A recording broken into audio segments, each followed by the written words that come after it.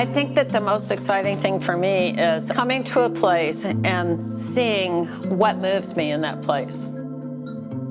When I first went to Rome in 2002, I was intimidated because I was arriving at one of the places that I most wanted to see as a calligrapher and painter. I was so intimidated that I didn't do anything for a few days, and then I finally achieved this idea of making a color palette for every piazza in Rome that I went to. When I got it all done, I was able to look at these color swatches that were so inviting, and I labeled all of them, and then I did whole sketchbooks of just abstract versions of those colors. It became this whole landscape that was almost like an aerial view of color. That has stuck with me over the years because I've done so much sketching in the landscape, and I always want to create an original palette for every site. When I get to a landscape, I want to study what the oranges are, what the yellows are, and all the different colors. And in this particular show, I am focused on the colors of lichens in each of these desertous places. And I become totally wrapped up in how they look, the colors that they exude, and what they do in the landscape botanically. I think that the most exciting thing for me is coming to a place and seeing what moves me in that place. I also have spent a lot of time drawing trees in the places and the actual mountains and that kind of thing, but these are more essential. I remove some of the pretense of the horizon. It's not to say I won't go back to that, but right now, right after I had a very serious accident, when I returned to work in my studio, I realized that the only thing I really wanted to do was to use color as brightly as I could. It's kind of a celebration, but it's also elemental in the sense that if you have a really serious accident and you happen to be lucky enough to wake up, you don't want to mess around. You want to get to the thing you love the most, and to put that color out is what has driven me.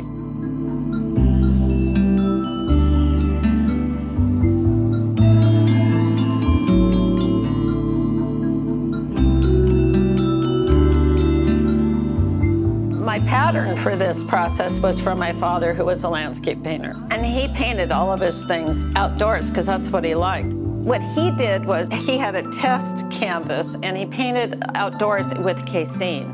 And so I used to go with him on some of these sketching trips and watch him. So when I go out to the landscape now, I always have a sketchbook. I don't use my phone. I don't paint from photographs.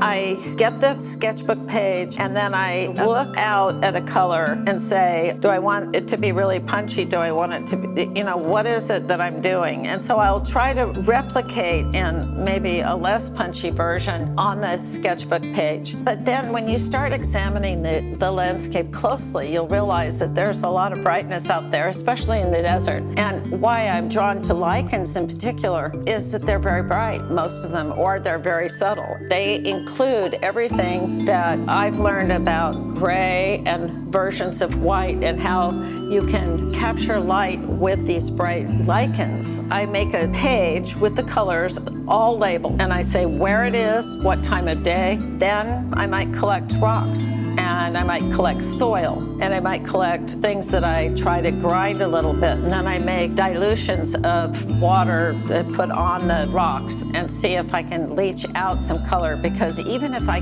can't really use it in my painting, what I can do is then create a mix of color that will match that.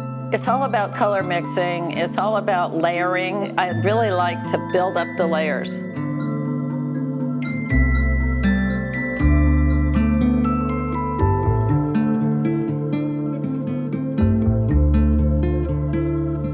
I wanted it to be an outlier.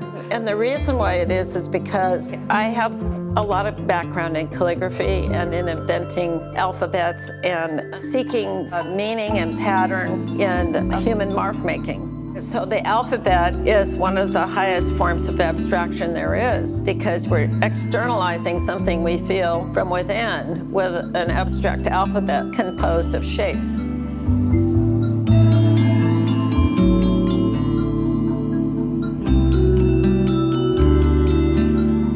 For me, the white symbolizes a kind of almost blankness, but it's not blank because you've got textures. And then in that way, it also symbolizes the desert in these pieces when I let it show. And that's also kind of almost Zen stillness, but not. It's barely contained energy. And it has a lot to do with the qualities of the light.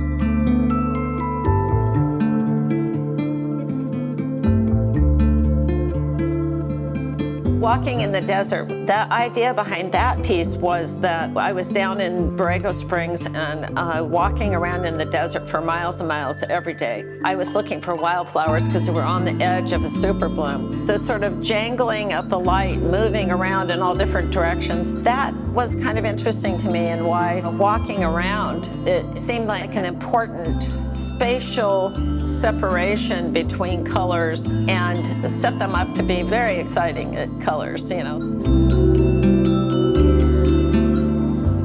But what I'm trying to get at is a sense of spirit of the landscape. My particular need to feel that I'm in proper scale when I'm a little tiny person out in a very big place. That's important.